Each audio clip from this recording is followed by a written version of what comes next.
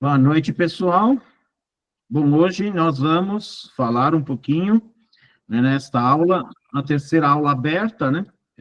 A gente tem mais 2 aulas. Quem quiser assistir, é só entrar no grupo, né? E pedir lá que a gente acaba mandando para vocês o link, né, das aulas, das outras 2 aulas abertas, né? Aliás, a gente falou, né, algumas coisas bem interessantes. Por exemplo, na última aula a gente falou sobre o cravo, né? O cravo da Índia, a gente pode utilizar, comer queijo, né? Então, a gente falou de interação, uma interação que é uma interação chamada de interação alimentar, né? E a gente vai, né, hoje a gente está com a proposta, né, de a gente falar uma outra coisa interessante, que respondendo a uma pergunta, né, que a gente tem alguns livros, né, que se referem ao capim-cidreira, né, como uma planta, um óleo essencial, né, que a gente não pode utilizá-lo quando tem glaucoma. E a proposta da gente foi fundamentar essa visão do porquê que a gente não pode utilizar esse óleo essencial quando a gente tem o caso de glaucoma. Aliás, não é só glaucoma, né, a gente tem uma hiperplasia prostática benigna também, que não pode ser utilizado o capim-cidreira. Então, a gente vai levantar uma série de questões, né, e a gente vai fundamentar, inclusive, com pesquisas científicas, né, mostrando, né, a fundamentação dessa interação, né, dessa contraindicação, né, quando a gente pensa aí no capim-cidreira. Bom, a gente vai se propor, né, então, nessa terceira aula, né, a gente falar um pouquinho sobre as cidreiras, e a cidreira, né, mas eu quero falar um pouquinho sobre as cidreiras, né, para a gente ter uma introdução, né. Então, a gente tem, vocês sabem que tem uma série de plantas, né, que são chamadas de cidreiras, né, e por quê, né, quantas que vocês conhecem, né, eu sempre falo que eu já cultivei, né, 6 cidreiras diferentes, né, então a gente tem algumas outras, né, que ainda são chamadas de cidreiras, que eu não conheço, né, então a gente tem uma série de plantas, né, que são chamadas de cidreiras, e que tem um nome, né, por conta do aroma de limão, né, porque a palavra cidreira vem de citrum, né, que é limão, do latim, né, então a gente tem aí um cheiro cítrico nessas plantas que vão lembrar, por isso que são chamadas de cidreira, né. Então, são plantas aí que têm aroma de limão. Vamos conhecer alguns nomes científicos, né. Gilson, eu não sei de nome científico, calma que eu já vou explicar, né. Então, a gente tem a Melissa officinalis, a gente tem uma plantinha, né, que ela não passa de 30, 40 centímetros, às vezes chega a 50 centímetros de altura. A gente tem a Lípia alba, que a gente tem aí a gente chamada também de cidreira de arbusto, né, ela chega a ficar 1 metro, 1,5 metro, né, alguns ramos, né, que são em forma de trepadeira, né, eles chegam a também 2 metros, 2,5 metros. A gente tem a Cymbopogon citratus, né, aqui a gente está falando do capim-limão, do capim-cidreira, do capim-santo, né, é a planta mais famosa que a gente tem de cidreiras por aqui, né. Não é uma planta nativa, né, uma planta que veio da Índia, né, mas ela é muito conhecida por aqui, né, por isso que a gente tem, eu gosto muito de capim-santo, né, porque as pessoas se referem, né, a essa planta como uma planta poderosa, né, quando a gente pensa aí nos chazinhos, né, as pessoas, desde a infância, né, eram cuidadas, né, com capim-cidreira. A gente tem a Cymbopogon flexuosus, Gilson, qual que é a diferença? A gente tem o capim-cidreira gigante e o capim-cidreira normal, a gente já vai ver fotos aí, né. E a Luísa citriodora, né, a citriodora, a erva Luísa, né, também é chamada de citronela, né, citronete, né, a gente tem vários nomes, né, ligados aí à palavra citron, né, que é limão, também muito conhecida como erva Luísa, a gente já vai ver ela também. E a Eleonoros muticus, né, que é o capim-cidreira de Santa Catarina, ou capim-cidreira brasileiro, né, que é uma erva nativa por aqui, né, e etc. Né? Vamos conhecer as fotos, né, então aqui a gente tem a Melissa officinalis, muitas pessoas vão dizer assim, Gilson, acho que esse daí é uma foto de hortelã, tanto que as pessoas falavam que eu comecei a fotografar, olha que coisa legal, né, fotografar encostadinho uma da outra, né, vocês conseguem ver a diferença aí, né. Gilson, descreve para mim a diferença. A gente tem uma folha, né, que ela não tem ela não tem pecíolo, né? Se a gente olhar na Melissa officinalis, a gente vê que ela tem um pecíolo do caulezinho, né? E quando a gente pensa na hortelã, esse pecíolo, ele é ausente, né? Então, a gente tem uma folha que a gente chama de céssio, né? O que é céssio? Não tem essa estrutura de ligação com a folha, né? A folha é direta no caule da planta, né? A gente vê que o cerilhado é diferente, a gente vê que a folha é mais ovalada, né? Do que a própria Melissa officinalis. A gente tem uma folha que é macia, né? E a folha da Melissa officinalis, ela é também áspera. E o aroma, né? A gente vai lembrar que o aroma de hortelã é bem característico, né? E o aroma da cidreira, né? Da Melissa officinalis, tem um cheiro de limão, né? Então, a gente vai lembrar da cidreira normal. Aqui nós temos a Lípia alba, né? A cidreira de arbusto, né? Então, a gente tem as flores aí, né? A gente vê que as flores, elas saem na axila da folha. A gente tem uma folha também bastante cerilhada, o caulezinho verde, né? E quando a gente tem o caule já maduro, ele fica marronzinho, né? Esse verde é difícil de quebrar, mas esse marronzinho é fácil de quebrar, né? Então, a gente tem uma plantinha bem interessante também, chamada de cidreira, né? Cidreira de arbusto. Esse é o capim-cidreira normal, né? Que a gente conhece, o capim-santo, capim-limão, né? Chá de estrada, a gente tem uma série de nomes populares, né? Lembrar, né? Cymbopogon citratus. Muitas pessoas vão comprar óleo essencial e compram lemongrass, achando que é essa daqui. Não é essa, né? O lemongrass é o capim-cidreira gigante. Se vocês observarem a altura, né? Essa foto eu fiz, né? Uma foto encostado nela. Esse cidreira é mais alta do que eu. Ela tem mais de 2 metros de altura, né? Vocês com certeza nunca viram, né? Um capim-cidreira normal, né, mais do que 1 metro de altura, né, 2 metros, impossível, né, então a gente tem aqui o lemongrass, né, uma das espécies do lemongrass. Eu ainda não conheço a outra espécie também chamada de lemongrass, então essa é uma das mais comuns, né, quando a gente compra como lemongrass. A Aloysia, até um tempo atrás, era a Aloysia trifila, né, porque a gente tem em cada nó 3 folhas, por isso que até estou mostrando aí, né, a folha, né, e o caulezinho, né, que depois ela passou a ser chamada de citrodora, né? Olha lá. Quando a gente fala de citron, é limão, odora é cheiro, né? Cheiro de limão. Então, a gente tem aí uma plantinha que tem também um aroma de limão. Muitas pessoas conhecem como verbena essa planta, né? Então, a gente tem aí a erva luísa, verbena, né? Limonete e assim por diante, né? Então, a gente tem alguns nomes dessa plantinha que também é chamada de cidreira, né? E cá está o capim-cidreira de Santa Catarina, né? A gente tem uma toceira, né, no meio da grama. Se vocês observarem, a folha da grama é estreita, né? E a folha desse capim-cidreira é muito mais estreito, né?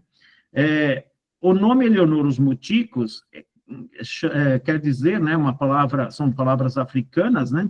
Que dizem, né, que é grama sem corte, que significa, né?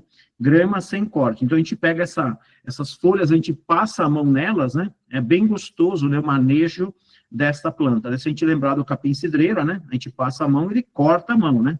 Ao contrário, isso aqui é super gostoso a gente passar a mão, né? Ficar tocando ele, né? Só que observem a diferença, né? A gente tem aqui as folhas maiores, mais largas, né? É o capim-cidreira normal, a Cymbopogon citratus, né?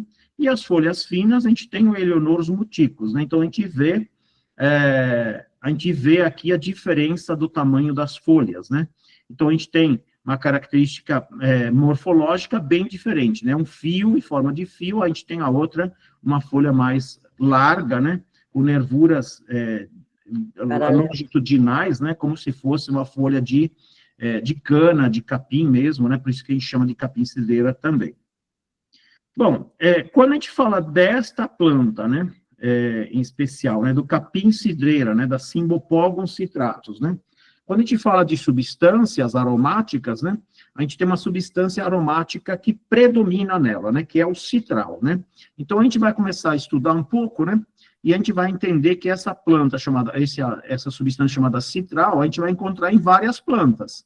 E todas as plantas que têm essa substância chamada citral, né, a gente vai encontrar alguns cuidados especiais com ela. Então, hoje, o foco, né, vocês vão ver que a gente vai focar bastante nesta substância chamada citral, porque tem ela chega a 80%, 85% de presença no óleo essencial, né? Então, a gente tem aí uma substância em grande escala no capim-cidreiro. Lembrar, né, que o citral, ele é, na verdade, composto de 2 isômeros, né?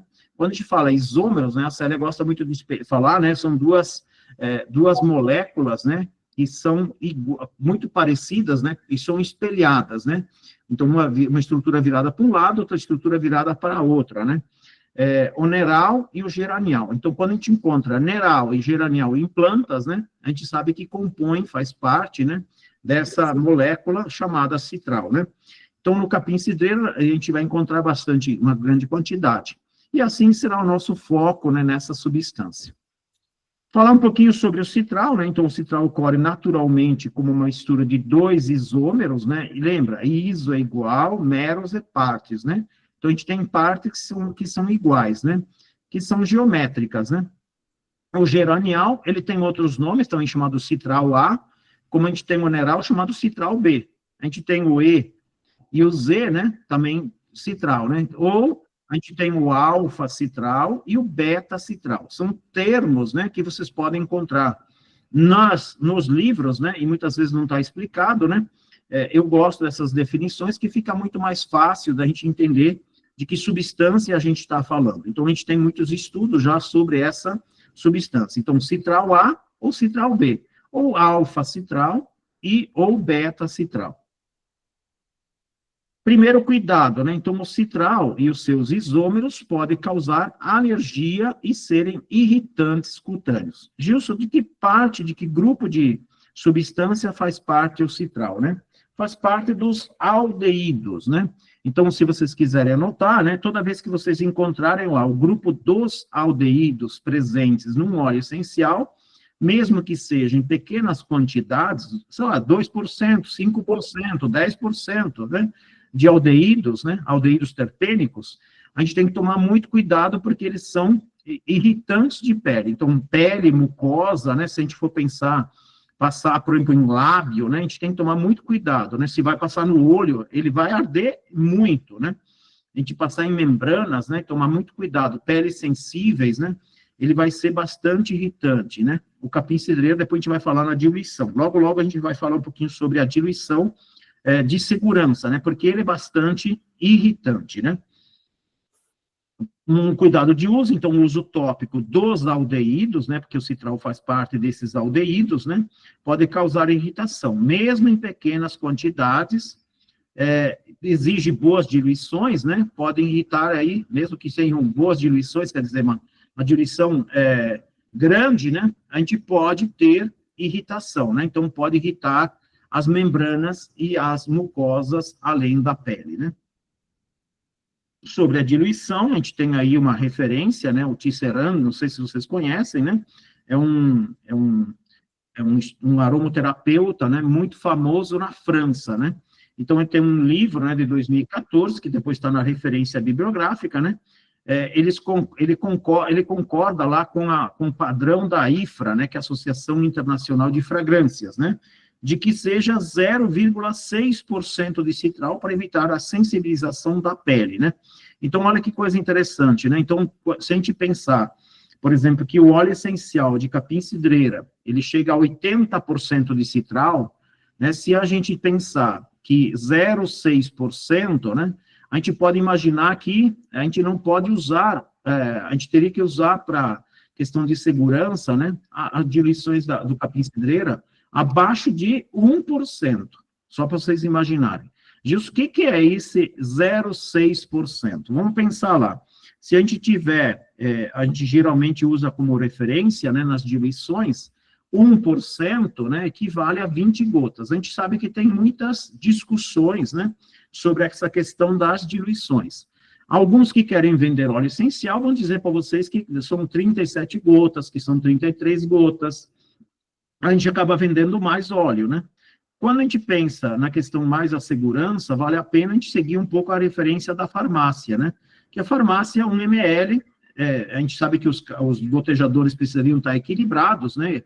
eles precisam estar dosados, né? Mas eles não estão, né? Geralmente não estão dosados, né?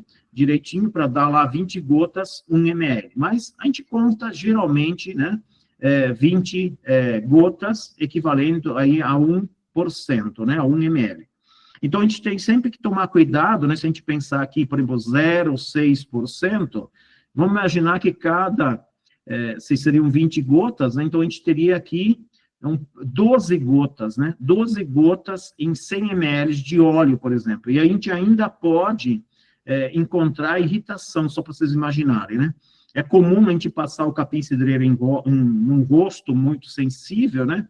Com direções muito baixas e mesmo assim causar irritação. Então aqui o conselho para vocês, né? Em relação ao capim cidreira use menos, em torno de 1%, que vai dar mais ou menos o que é 0,6% de citral, né? Então, a gente teria aí 20 gotas em 100 ml. Se ficou alguma dúvida, depois o pessoal pode perguntar essa coisa da diluição, a gente pode explicar, né? Um outro cuidado, né? Óleos essenciais ricos em citral devem ser usados, né, com cautela em doses orais, né, por diabéticos, né, que tomam medicamentos para controlar a glicemia. Vamos lá. Aqui ele está falando na questão da ingestão. Polêmica ou não, né? Eu gosto de colocar essas coisas, né? Porque na linha francesa, na visão francesa da aromaterapia, eles fazem a ingestão de óleos essenciais. Aqui no Brasil, nós sempre dizemos o seguinte: nós não temos óleos essenciais liberados na Anvisa para a questão da ingestão e para a questão da saúde. Então, se eu Gilson, terapeuta, indicar, né, a ingestão de um óleo essencial e der alguma encrenca, né, e a pessoa for hospitalizada, por exemplo, eu posso ser denunciado e eu posso ser processado. A maior parte dos óleos essenciais que são ditos, né, que podem ser ingeridos, né, eles são registrados na Anvisa como cosméticos. Se for liberado na Anvisa como cosmético não pode ser passado nem em mucosa. Quer dizer, do lábio para fora, por exemplo, né? Eu não posso usar do lábio para dentro. Ah, Gilson, passa aí na parte interna do lábio um óleo essencial. Se for liberado como cosmético, eu não posso indicar na parte interna, né? Então, tomar muito cuidado, né? Porque a gente, como terapeuta, né? Se a gente for recomendar a ingestão ou passar, por exemplo, numa mucosa, e der encrenca, depois você pode ser processado. Então, isso é uma coisa muito séria. Não é que não dá para ingerir. A gente teria que ter o quê? A gente teria que ter um óleo essencial liberado para a questão da ingestão, né, para ser utilizado para a saúde, por exemplo. E exige muitos testes, né, que as empresas geralmente não o fazem, né? Então, a gente tem que tomar cuidado. Tem alguns óleos essenciais que são liberados como aromatizante. Então, se ele é para aromatização, ele é usado na alimentação. E a gente não tem a gente não pode atribuir esse aspecto medicinal, certo? Só para vocês entenderem aí um pouco essa encrenca. Depois, se alguém quiser fazer alguma pergunta relacionada, podem lá no final fazer a pergunta que a gente vai tentar responder se ficou alguma dúvida. Sobre a questão da fotossensibilidade, né? Então, a gente tem um estudo científico de 2003. A gente gosta de colocar as referências dos estudos científicos, né? Porque a gente vai fundamentando, né, toda a nossa fala a partir de estudos científicos. Então, o citral tem um claro potencial, né, para provocar sensibilização cutânea, embora haja debate sobre se algumas das reações ao citral podem ter sido causadas por irritação. Então, é uma sensibilização quando eu passo e vai para o sol, ou é fruto de uma irritação, né? A gente sabe que tem vários autores, né, questionando isso, e esse estudo, ele questiona essa questão dessa utilização, né? Mas a gente sabe que a cidreira, ela pode causar sensibilização de pele, né? Assim, não se exponha, né? Não exponha a pele ao sol após a aplicação tópica. Gilson, quanto tempo, né? É bom a gente pensar, né, ao menos algumas horas, né, 6, 7, 8 horas, né, de cuidado. Ah, Gilson, eu vou para a praia. Eu diria para você, se vai para a praia, levar muito sol na pele, tome muito mais cuidado, né, fique atento, né, deixe lá uns 4, 5 dias sem utilização, porque pode queimar seriamente a pele, né? Então, a gente tem que tomar cuidado. Alguns estudos científicos, com alguns outros óleos essenciais que são fotossensibilizantes, deu encrenca até com 5 dias, né? Passando o óleo essencial. Então, a gente tem que sempre tomar um pouco mais de cuidado, ficar, no caso, 4, 5 dias, né, sem utilização desse óleo na pele, né, para você se expor ao sol, né? Principalmente quando a gente expõe, né, de forma intensa, né?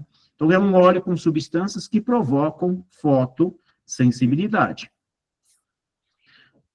Mais sobre o citral, né? Então, o citral em doses elevadas pode ocasionar retardo do crescimento fetal. Olha que coisa interessante, né? Então, a gente tem que tomar cuidado, né? Não utilizar o capim-cidreira na questão da gravidez, né? Aí a gente tem um retardo na questão do crescimento. Tem dúvidas em relação a isso? Tem algumas polêmicas ainda. Mas, em relação à questão do cuidado, em relação, se eu tenho ainda dúvidas em relação a estudos científicos, eu digo sempre, né? Tome uma medida mais de precaução, né? Então, aqui nesse caso, não utilize, né? Na gravidez. A gente vai ver que tem outras encrencas aí relacionadas com a gravidez. Não é só a questão do crescimento fetal, mas a gente tem também uma questão hormonal, que pode, me parece que é essa questão do citral, né? Sobre esse efeito de potencializar, né, a ação da hiperplásica, né, da testosterona na próstata de ratos. Então, não se usa, né, o citral quando tem hiperplasia prostática benigna. Ainda não tem muita fundamentação sobre essa questão, né, não está bem claro, né, quais são os fundamentos dessa não utilização do citral na hiperplasia prostática benigna, né, quando está a próstata crescida, né, a gente não aumentada, né, a gente evita a utilização do capim-cidreira, né, do citral, né, nessas circunstâncias. Por quê? Porque em ratos faz aumentar o tamanho da próstata. Ainda não se sabe qual é o mecanismo que está relacionado, né, mas tem algum mecanismo relacionado. Então, aqui sobre o citral deve ser evitado em casos de glaucoma. Então, aqui já abre uma outra portinha que a gente está respondendo a essa questão do glaucoma, né? E na hiperplasia prostática benigna. Então, a gente tem aí dois casos, né, de contraindicação. A gente já vai explicar essa história do glaucoma, mas a hiperplasia prostática benigna, a gente ainda não tem todo o mecanismo respondido. Ao menos a gente ainda não encontrou todo esse fundamento presente. A gente sabe que tem testes, né, que os estudos científicos mostram, né, que no caso do rato, a próstata aumenta ainda mais o tamanho, né, então a gente tem aí uma contraindicação, provavelmente aconteça a mesma coisa em homens, né. Outra ação, a substância citral possui ação semelhante à do hormônio estrogênio. Então aqui, a gente também tem ação, o quê? Ação hormonal, né? Então, é importante, né, que a gente entenda, né? Não é só a questão de comprometer o crescimento do feto, né? E a gente vai ver que tem outros problemas relacionados, né? Quando a gente for usar o citral na gravidez. Mas tem também essa ação estrogênica. Provavelmente, né, essa questão dessa ação estrogênica, né? Também esteja relacionada, né, com a questão do aumento da próstata. Mas é uma questão aí, é uma hipótese, né, a gente não tem aí ainda a confirmação que seja por conta dessa ação estrogênica, né? Então, a gente pode imaginar que o capim-cidreira, por incrível que pareça, também pode ser utilizado na reposição hormonal em mulheres, né? Quando a mulher entra lá na menopausa, a gente pode estar utilizando o capim-cidreira também, né, com essa ação estrogênica, né, para a reposição hormonal. Sobre a questão da toxicidade, né, então, toxicidade reprodutiva, né, o citral é uma substância teratogênica, né. Célia, o que é teratogênico mesmo? Gera o que mesmo? Ele provoca modificações extremas no feto, no embrião, deformações. Ele forma, a gente fala em... como que é? Monstrinhos.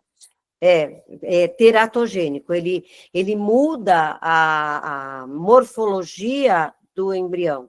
Então, ele vai provocar inúmeras modificações, inúmeras alterações no desenvolvimento do embrião. Que o teratos, né, Célia, quer dizer monstruosidade, né? Monstruosidade, é. Deformação, né?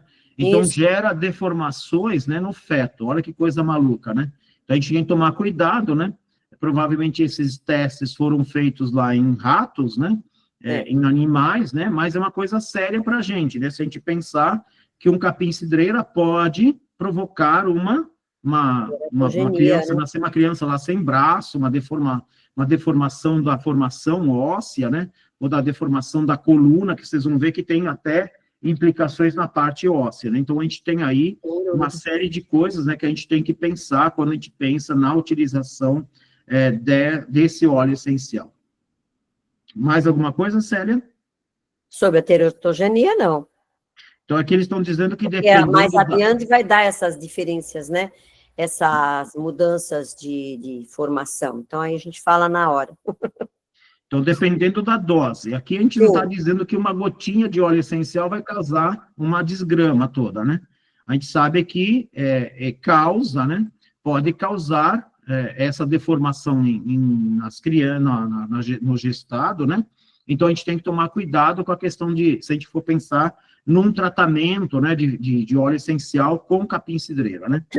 Sua ação é inibir a síntese de ácido retinóico. Então, aqui já vem uma explicação, né, que a gente vai começar a fundamentar. Então, essa inibição do ácido retinóico, ele vai afetar o desenvolvimento fetal, né? Para quem não sabe, né, o ácido retinóico é o que mesmo, Célia? Ele vai é um hormônio derivado da vitamina A.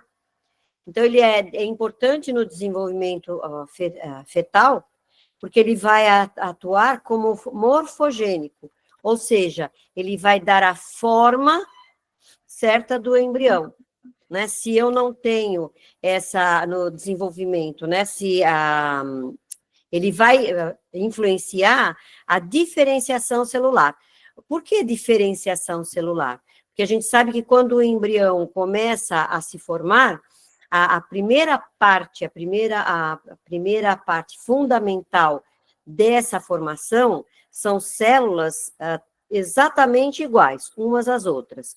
Então, o processo do ovo, quando é fecundado, ele vai se dividir igualmente, né, por mitose, ou seja, de uma célula eu tenho origem de duas exatamente iguais, e assim por diante, de duas vai de 4, 8, 16, e assim por diante, até formar uma mórula. O que é a mórula? É um monte de células que vai conter aí em torno de 9 milhões de células já, todas pequenininhas, porém, todas elas são íntegras, todas elas vão ter a informação genética do embrião que está sendo formado, certo?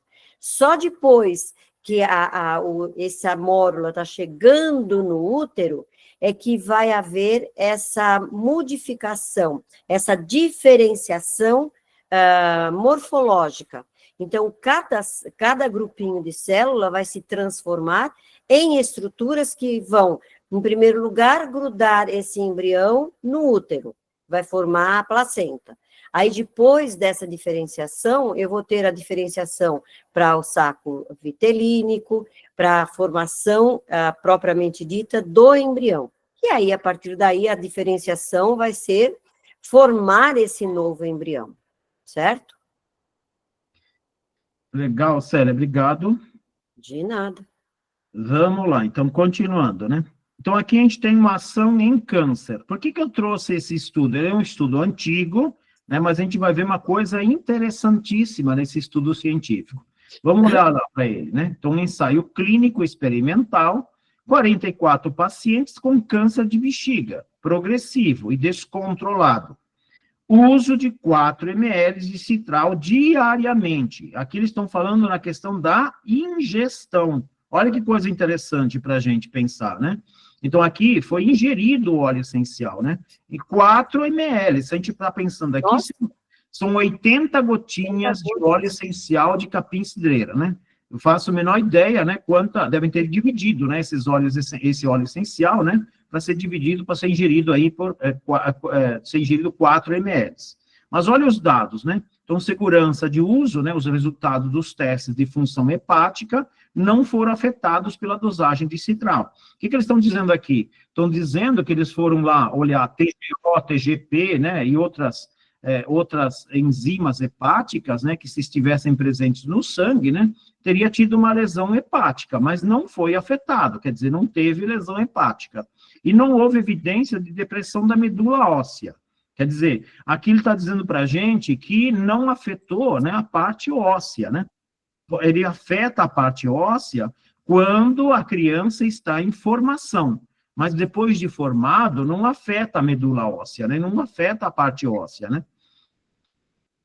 Efeitos adversos, teve erupções cutâneas leves, que se desenvolveram em 4 pacientes, no rosto, né, ou nos membros, né, e foram considerados devido ao citral. Então, aqui mesmo na ingestão, olha lá, levou a problemas no rosto, né, e nos membros. Eles apareceram pela primeira vez de 2 a 5 meses, né, após o início da terapia, e desapareceram quando a dosagem de citral foi reduzida ou descontinuada, né? Então, se foi tirado, né, voltou ao normal, ou se foi diminuída a dosagem, né? Uma coisa interessante, né, a utilização de 4 ml de óleo essencial todos os dias, né, demorou 2 meses, né, ou mais, né, para surgir essa reação. 18 deles, por menos de 4 meses, usaram o citral, quer dizer, podem ter sido, provavelmente, pessoas que faleceram, né? Lembra que era um câncer em progressão, né? Então, provavelmente, teve o falecimento dessas pessoas, né? 26 usaram o citral, em uso interno, né, por mais de 4 meses, né? E 6 dos 26 apresentaram regressão tumoral significativa ao longo do tempo. Olha que coisa interessante para a gente pensar, né? Então, a gente tem uma ação antitumoral, né, do capim-cidreira. É claro que aqui, gente, eu trouxe como uma ideia, né, que ideia é, Gilson? A questão da ingestão, e eu não estou dizendo para vocês que é para fazer essa medida, eu acho que deveria ter um cuidado especial aqui, mas trazer a ideia de que óleo essencial pode ser ingerido, porque aqui a gente pode imaginar 80 gotas, a gente não está dizendo que é uma gotinha, 2, a gente está falando 80 gotas, 4 ml, né, de óleo essencial, e sendo ingerido por, no mínimo, 4 meses, né? Então, a gente tem aí, né, ao menos 26 pessoas usaram por mais de 4 meses, né? Então, a gente tem uma coisa interessante nesse estudo para a gente olhar para ele, para a gente fazer, a gente pensar, né? Sobre toxicidade agora, o estudo de 2005. O óleo de Litsea cubeba é aromático extraído dos frutos frescos. Justo por que você está falando de Litsea cubeba? Porque a Litsea, né, ela é rica em citral, né? Então, a substância principal também é o citral, né? É usado como intensificador de sabor em alimentos, como cosméticos e cigarros, né? Como matéria-prima na fabricação de citral, né? Então, por quê, Gilson? Porque ele tem muito citral, vitamina A, vitamina E, vitamina K, ionona, né? Metilionona e perfumes. E como antibacteriano e inseticida. A gente sabe que o citral, ele tem essa ação bactericida, né? E tem também uma ação viricida, tem uma ação inseticida. Então, a gente tem uma série de ações do citral, né? Os resultados indicam que a dose letal 50 oral é de 4.000 miligramas, né, por quilo de peso corporal. Olha aqui, ó, olha a brincadeira. O que é DL mesmo, Gilson? É dose letal, 50. O que é isso, dose letal 50? Quer dizer que se eu tinha 10 ratinhos, né, nessa dosagem, 5 deles, dos 10, morreram com essa dose de 4.000 miligramas por quilo, né? A gente está falando de 4 gramas por quilo de peso corporal. E a dose letal dérmica, né, acima de 5 miligramas quilo, né? Quer dizer, o que é essa DL50 dérmica, né? Quer dizer que se eu usar 5 gramas por quilo via pele, eu mato 50% dos bichos, né? E a concentração letal, 50 inalatória, desculpa, né? Ou seja, CL50, aproximadamente 12.500 partículas por milhão. tá? E tem que fazer um cálculo aqui para saber quanto que é isso em via inalatória. Mas olha que coisa interessante, mata tanto na ingestão, quanto no uso dérmico, e se a gente pensar no 4.000 para 5.000, né, quer dizer, 1 grama a mais, né, na pele, olha que coisa interessante, né? Muitas pessoas acham que óleo essencial não funciona via pele. Ele funciona muito, olha lá, ele mata via pele também, como a questão oral, né? E mata também por inalação. Então, a gente tem aí uma coisa interessante para a gente pensar, né? É claro que aqui, gente, só para vocês imaginarem, né? Quando eu penso em dose oral, que matou 50% dos bichinhos, né? Olha lá, 4.000, quer dizer, 4 gramas por quilo. Pensa lá, se eu pego uma pessoa com 50 quilos, né? Eu tenho que pensar em 4 gramas por quilo, né? Vai ser 40 gramas, vai ser uma dosagem violenta, né? Quer dizer, é um copo de óleo essencial, né? Para matar alguém, né? Então, a gente tem uma dosagem alta, mas que chega a matar, mata. Né? Então, olha que coisa interessante para a gente pensar, né? Então, a conclusão dos pesquisadores conclui que o óleo de Licia cuberba é levemente tóxico, né? Os resultados do teste de toxicidade genética do óleo de Licia cuberba in vitro e in vivo foram negativos. Aqui quer dizer que não alterou, né, a parte genética, né? Não altera os genes, né? Não é genotóxico, né? Deu negativo tanto em vivo quanto in vitro. In vitro. Sobre o citral, a gente tem mais 2 estudos científicos, 63 e 72, né? O citral, demonstraram que o citral produziu malformações em embriões de galinha quando injetado em ovos de galinha fertilizados, né? Então, os caras injetaram lá o óleo essencial dentro do ovo, e aí, o que aconteceu? Deu má formação do embrião da galinha, né? Lá dentro do ovo. Quer dizer, o pintinho nasceu com deformações, malformações, né? Então, comprometeu a formação de alguma estrutura, a perna, a asa, o corpo em geral, né? Deu alguma má formação. Então, a gente vê que tem, ele vai confirmando, né? Corroborando, né? A palavra correta, né? Aquelas informações de que ele também é teratogênico, né? Então, a gente tem aí, no caso do embrião de galinha, ele deu má formação. Então, ele tem uma formação teratogênica, né? O citral e o ácido retinóico, que a gente vai tentar responder essa questão aí, da questão da vitamina A, né, da comprometimento da vitamina A, e a questão da má formação, e a questão do glaucoma. Então, a gente tem um estudo de 91 e de 96, né? Demonstraram que o citral inibe a oxidação do retinol em ácido retinóico na epiderme do camundongo, né? E interfere na morfogênese do tecido e na produção de tumores. Então, olha que coisa interessante, né? Então, ele inibe, né, a oxidação do retinol em ácido retinóico, ele não deixa ter essa passagem, né, na epiderme do camundongo, e interfere aí na formação, no tecido, né, na formação de tecido, morfogênese, né, no jeitão do tecido, né, e na produção de tumores, né. Célia, quer comentar alguma coisa? Por enquanto, não. É que o outro slide acho que vai ser mais fácil de comentar. Aí eles vão entender melhor. Agora, citral e ácido retinóico, estudo de 2010. Vocês veem que estudos mesmo antigos, né, eles foram puxando, né, a estudos mais recentes, né. Então, a gente vai vendo que tem fundamentação, né, porque se não tivesse, o pessoal não teria pesquisado, né. Então, esse Lafontaine, né, e os pesquisadores e outros, né, em 2010, usou tecido de ovário fetal humano cultivado, né, e aplicou uma dose aí de 55 milímetros, né, de citral, né, que inibiu parcialmente o início da meiose. Acho que é isso que a Célia quer explicar agora, né, Célia? Posso explicar isso aí também. A gente viu que lá, no outro caso, de formação de monstrinhos, né, a gente usava a mitose, que é aquela divisão em 2 células exatamente iguais. Quando você fala em meiose, você está falando em células que vão gerar gametas, que vão gerar a reprodução, porque ele vai ser uma célula que é pela metade.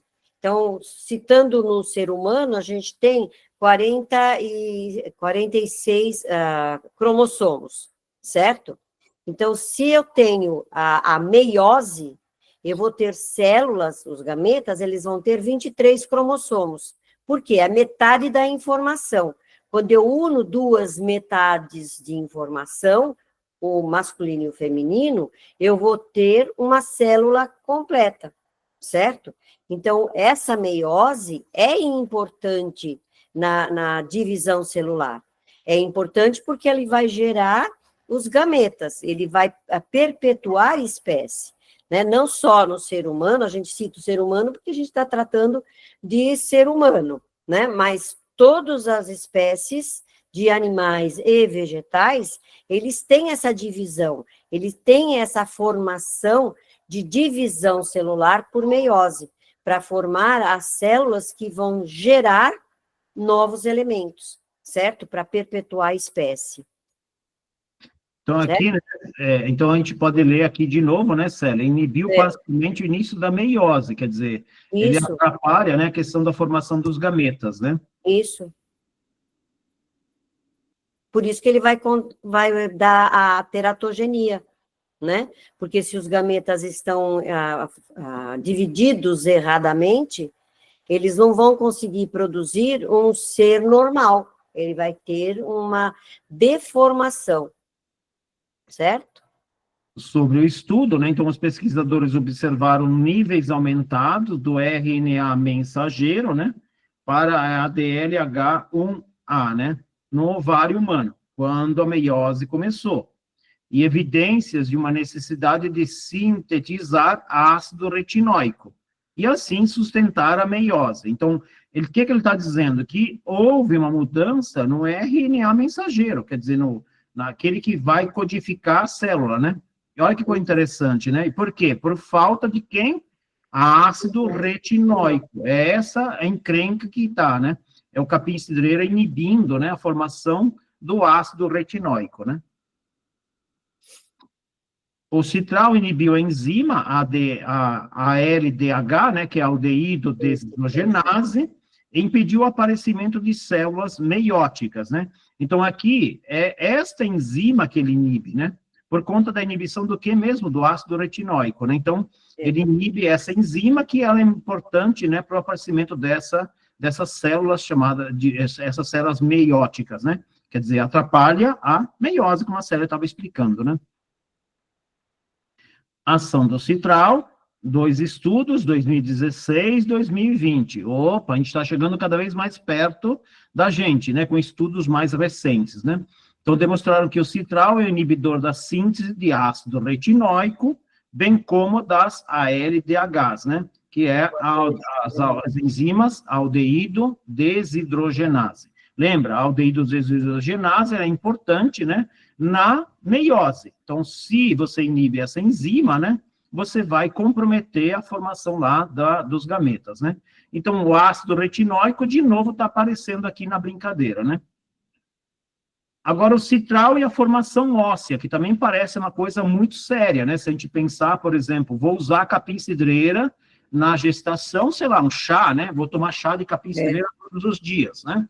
Em vez de usar o óleo essencial. Tem esse mesmo problema? Tem, dependendo da quantidade e da dosagem, né? Se a pessoa descamba ali a tomar 1 litro de chá todo dia, na gravidez, né? Pode comprometer a formação óssea do feto, né? O estudo de 2011, né? Então, o citral e a cartilagem, olha lá, na base craniana do camundongo, em desenvolvimento, uma dose de 1 miligrama ml, né, de citral, causou uma redução na espessura da zona hipertrófica, né, e retardou a inibição do aumento do tamanho dos condrócitos, né, hipertróficos, né. Gilson, o que é condrócito, né? Citos é célula, né? Condro é cartilagem. Cartilagem. Então, a formação da cartilagem, né? Olha que coisa maluca, né? Ele comprometeu a formação da cartilagem, né? Também aumentou a morte celular programada dos condrócitos, quer dizer, acelerou a morte deles, né? Dentro da região da citose, né? Esfeno-occipital. Quer dizer, a formação do crânio, né, do camundongo, foi atrapalhado. Olha que coisa maluca é isso, né? Isso quer dizer o seguinte, quando ele fala em condrócito hipertrófico, ele está falando que é a célula da cartilagem que ela vai crescendo de tamanho por conta desse processo de diferenciação, tá? E esse aumento vai aumentando por conta da atividade metabólica. Isso é uma atividade importante para a formação da ossificação. Então, a gente tem que pensar assim, então condrócito, que é cartilagem, vai se transformar em osso? Não, não tem nada a ver. Condrócito é uma coisa e osteócito é outra coisa. São dois tecidos diferenciados. Só que quando o embrião está sendo formado, o esqueleto que está formando esse embrião é mais de 90% de condrócito, certo? Então, é necessário que seja de condrócito. Por quê? Porque esse embrião vai ter que nascer. Se ele já tiver uma ossificação já perfeita, ele não vai conseguir nascer, certo? Porque ele não vai ter como se movimentar dentro do canal do parto, tá? Não só no ser humano, mas em qualquer outro animal, tá? Então, por isso que é importante essa formação de condrócito, né? Agora, aumentou a morte desses condrócitos na região sincondrose esfenoceptal. O que é isso? É a cicatrização dos ossos lá da base do crânio, né? E é importante que na base do crânio exista uma quantidade de cartilagem bastante grande, porque quando o feto vai nascer, quem nasce em primeiro lugar geralmente é o crânio. E se o crânio já estiver consolidado, ele não vai conseguir passar no canal do parto. O que vai acontecer? Esse crânio, ele vai, como é cartilagem, ele vai se moldar ao tamanho do canal do parto, tá? Aí que ele saiu, aí ele volta ao normal, certo? Por isso que quando a gente vê um recém-nascido, a gente fala, nossa, como que ele cabia dentro da mamãe, como que ele conseguiu sair, né? Daquele jeito ele não vai sair, é porque a cartilagem vai ajudar nessa conformidade do canal do parto para ele poder nascer. E essa sincondrose esfenoceptal é a última solidificação que acontece, porque ela é lá na base do crânio, e ela é responsável em crescer o crânio, tanto na juventude, né, como na adolescência. Na fase adulta, eu já tenho o crânio no tamanho normal e a face no tamanho normal. Então, é necessário que seja essa cicatrização retardada por conta da formação, tanto do crânio quanto da face, para crescer o indivíduo, certo? No tamanho normal. Então, aqui observar, né, Célia, que essa substância chamada citral, que tem no capim-cidreira, dá uma má formação na base craniana. Então, tem que tomar cuidado, né? Olha o comprometimento que a gente tem com um olhinho essencial, né? Muitas pessoas... É por isso que, às vezes, a gente vê casos de crianças que nascem com essa cicatrização já praticamente solidificada. É difícil na hora do parto, tá? E é difícil para que o órgão cresça, né? Porque o encéfalo da criança, é claro, é pequeno, ele vai ter que se expandir. E se o crânio já estiver solidificado, ele não tem como se expandir, certo? E aí dá as alterações, as deformações que a gente, há alguns casos, a gente já teve notícia de acontecimento. Vamos lá, um outro estudo, né? Então, citral também relacionado ao ácido retinóico, né? Então, tem essa relação.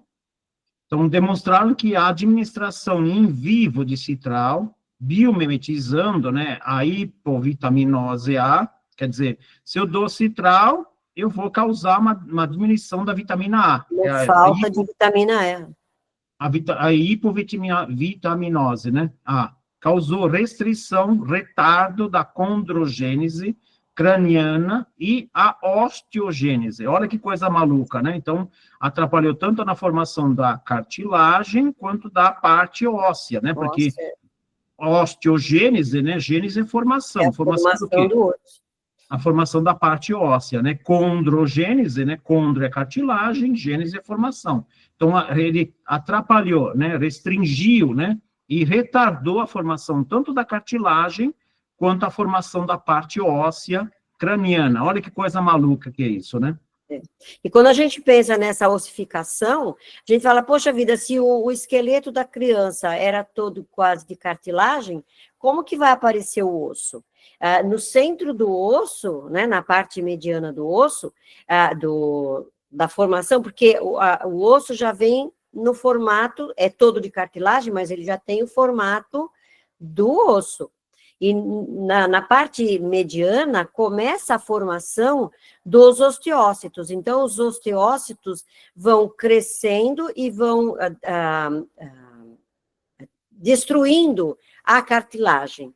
Ele vai crescer até sobrar uma parte de cartilagem que vai formar na criança, né, a cartilagem articular, que vai ficar sobre a cabeça do osso para fazer a articulação almofadada, né, com a cartilagem articular.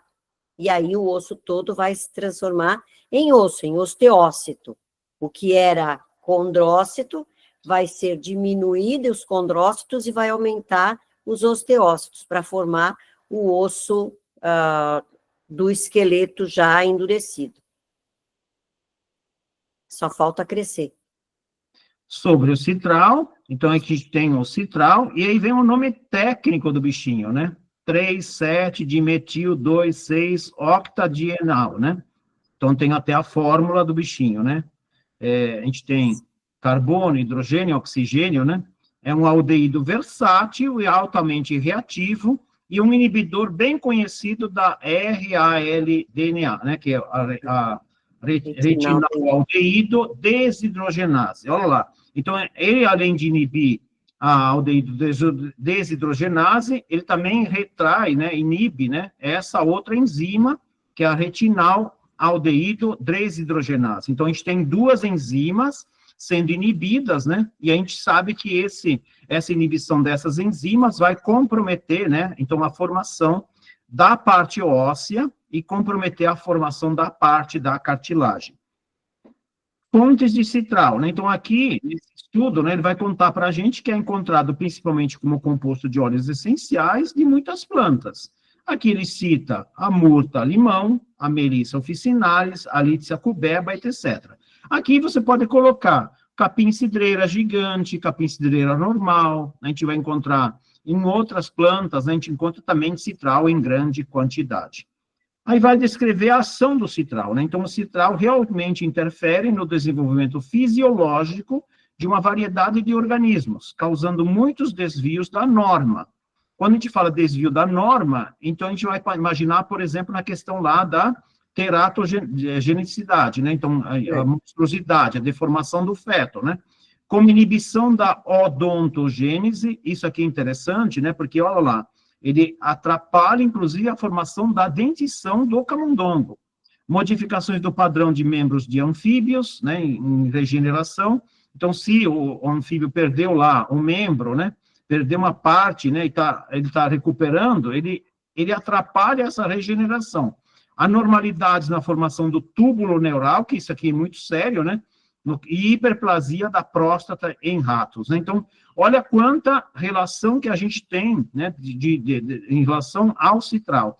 Isso mostra para a gente bem claro, né, que se você for brincar com óleo de capim-cidreira na gestação, né, você pode causar um strike, né? Então, é importante, né, que a gente tenha essa noção.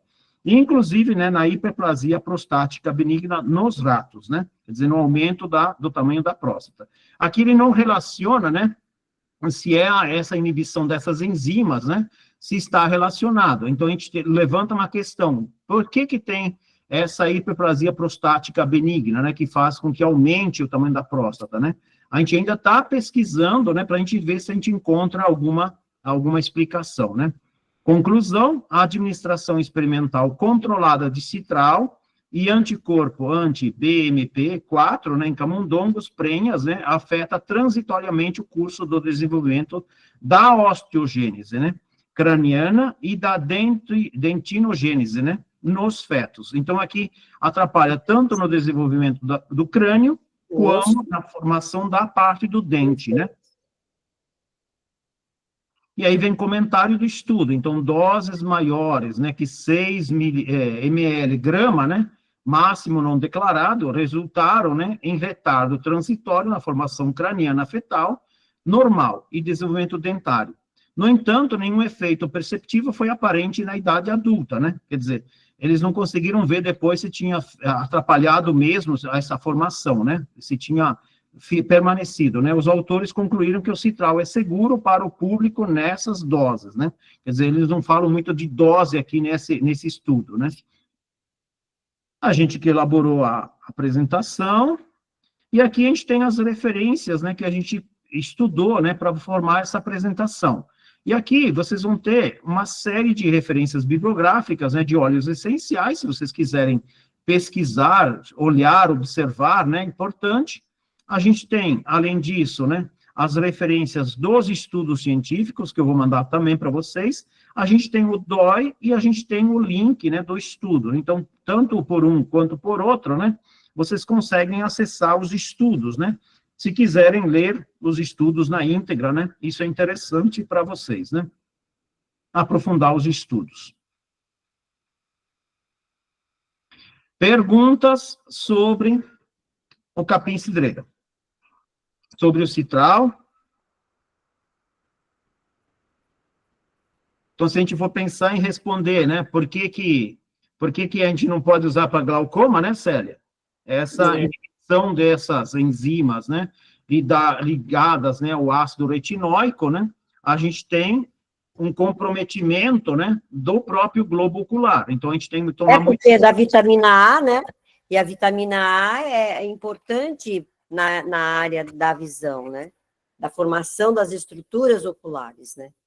E aqui uma observação importante, né, que a gente faz, né, não vão ficar assustados achando que o capim-cidreira vai causar glaucoma, tá? Pelo amor de Deus, tá, gente? A gente tem uma patologia que se desenvolveu, né, e aí na patologia que a gente tem que tomar cuidado. Isso não quer dizer que o capim-cidreira gere essa patologia, né? Nessa patologia a gente tem que tomar esse cuidado especial, né? Então, lembrar, né, se a gente for pensar, hiperplasia prostática benigna, então a gente ainda não tem toda a fundamentação, né, para explicar por quê. A gente, de glaucoma, a gente já tem um fundamento, então essa inibição dessas enzimas, né, a aldeído desidrogenase, a retino, a aldeído desidrogenase, né, são duas enzimas importantes, né, para a formação do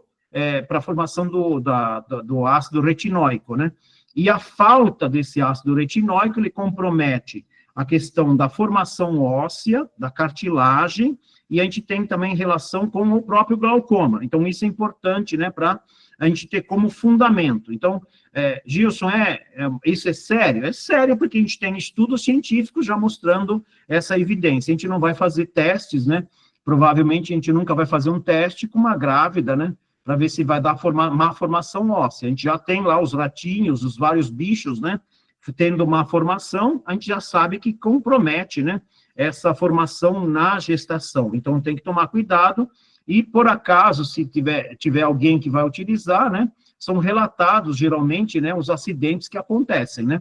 Então, se eu for pegar um médico interessado dentro de um centro médico, né, ou alguém mais que atendeu a essa pessoa, vai fazer todo o relato de caso, né?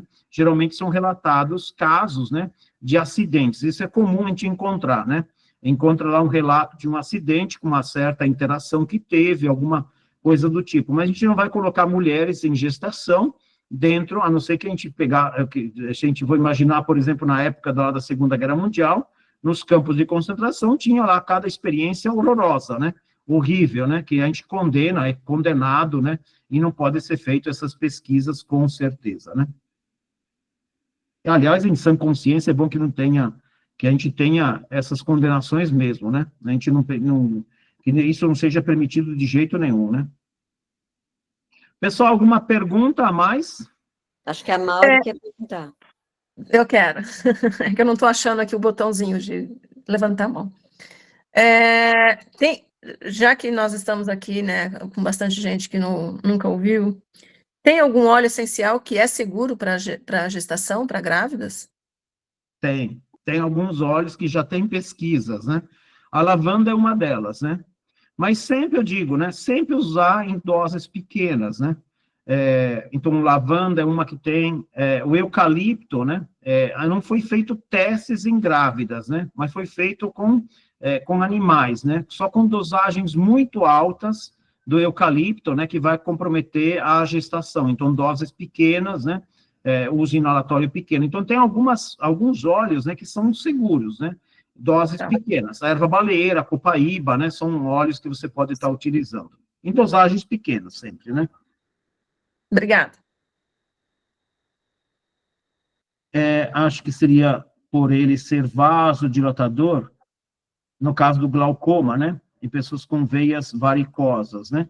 Na verdade, né? Não é por conta da ação vasodilatadora. No glaucoma, né? Se tivesse vasodilatação, seria bom, né? Porque é um fechamento dos vasos no glaucoma. É o contrário, né? Então, se ele fosse vasodilatação, né? No próprio globo ocular, a gente teria um efeito que seria benéfico na minha visão, tá?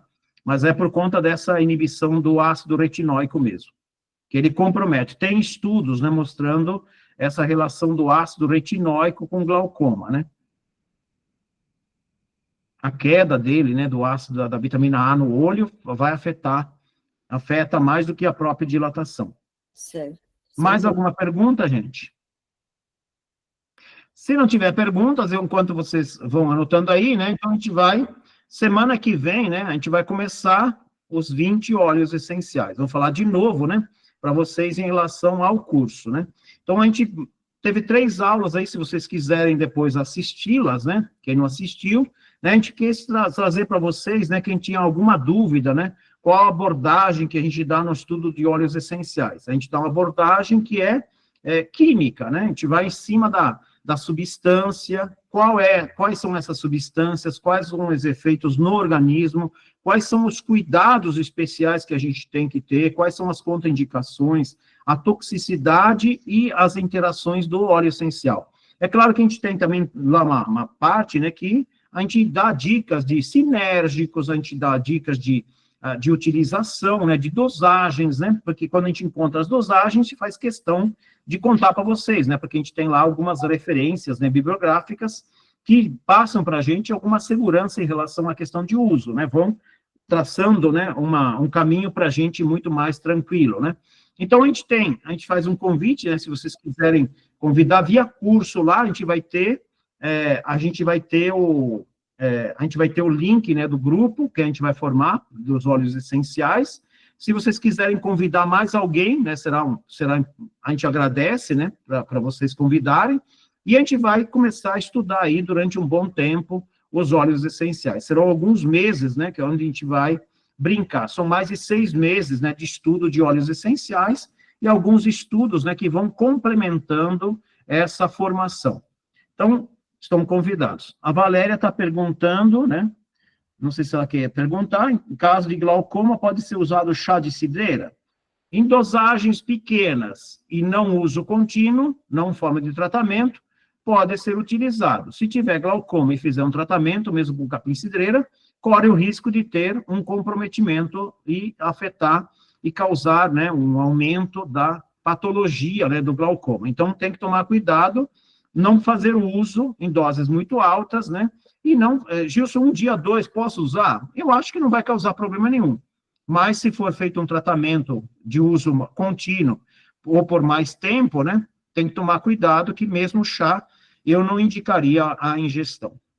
E outra coisa, né, a chá, existem milhares, né, se a gente sabe que o determinado chá que a pessoa gosta tem o citral, muda de chá, eu pego a outra erva que até pode ter o citral, mas em menor taxa, né, porque a gente viu aí que se a cidreira tem quase que 80% de citral, pega uma erva que tenha uma dosagem menor ou uma erva que não tenha citral, porque tem uma variedade tão grande, né, de chás, a gente não precisa arriscar. Eu sou assim, eu acho que arriscar é sempre perigoso. Aí eu sei que faz mal em dosagem grande. Ah, mas dosagem pequena eu posso usar. Na dúvida, eu não uso, nem em dosagem pequena. Então, é um critério, né? Cada um tem o seu critério, né? Mas aí a gente precisa ver o que é benéfico, né? Ah, mas é que eu adoro chá de cidreira. Tudo bem, também gosto muito da cidreira, mas eu sei que no momento eu não posso tomar por alguma situação de saúde, então eu vou escolher outro. Concorda? A gente tem sempre, né, Célia, a gente tem, quando a gente conhece bem os estudos científicos, né, vai ter assim, qual é a ação e qual é o risco, né?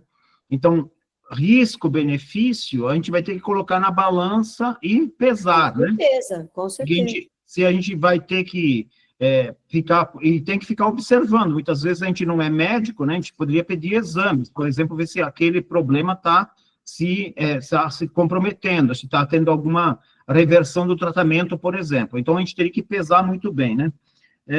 Tem uma pergunta, né? Vimos que os cuidados que devem ter o uso da cidreira citral, e quais são, então, as indicações do uso? Bom, quando a gente fala de uso do capim-cidreira, né? A gente já deu aula de óleo essencial, tanto do capim-cidreira, quanto da Litsea pubeba, quanto do capim-cidreira gigante, né, da flexuosa, do lemongrass. Mas a gente pode pensar, né, que o resumo, né, para que serve, né? É um relaxante poderoso, um relaxante muscular poderoso, então, tanto de tecido estriado ou liso. Por exemplo, se eu tenho uma cólica intestinal, eu posso usar capim-cidreira? Não só pode, como deve, funciona muito, né? Se eu tenho, por exemplo, tomei um laxante, estou com uma cólica intestinal violenta, se eu usar o capim-cidreira mesmo no abdômen, eu consigo relaxar essa musculatura. Ele alivia muito.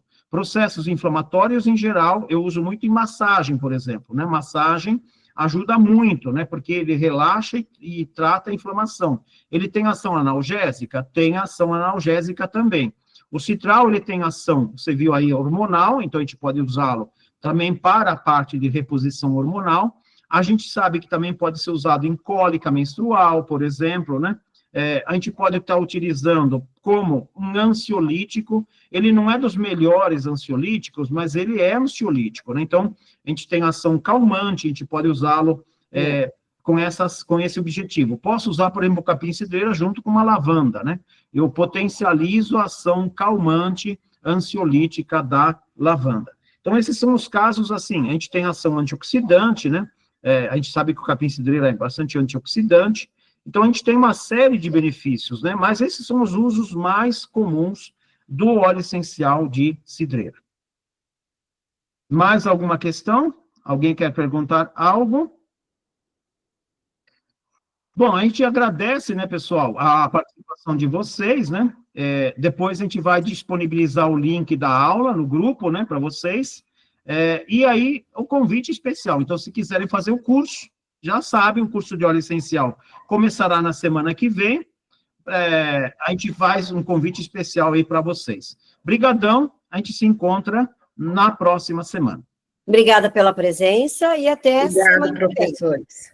Boa noite. Obrigada. Tchau, boa noite. Boa noite.